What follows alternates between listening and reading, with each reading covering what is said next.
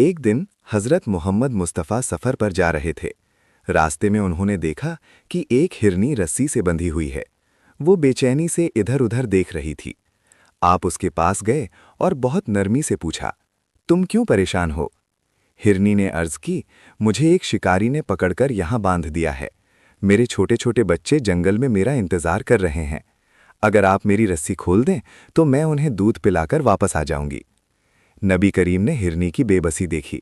پھر انہوں نے شکاری سے فرمایا، کیا تم اس ہرنی کو کچھ دیر کے لیے آزاد کر سکتے ہو تاکہ یہ اپنے بچوں کو دودھ پلائے؟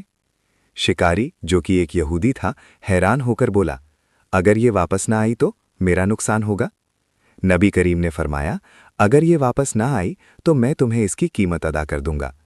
شکاری نے آپ پر بھروسہ کیا اور ہرنی کو آزاد کر دیا۔ ہرنی آزادی ملتے ہی جنگل کی طرف دوڑی۔ وہ اپنے بچوں کے پاس پہنچی، انہیں دودھ پلایا اور تھوڑی دیر بعد واپس آ گئی۔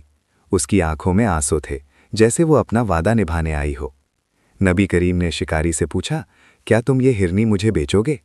شکاری کا دل پگھل گیا۔ اس نے ادب سے کہا، میں اسے آپ کو تحفے میں دینا چاہتا ہوں۔ نبی کریم مسکرائے، انہوں نے ہرنی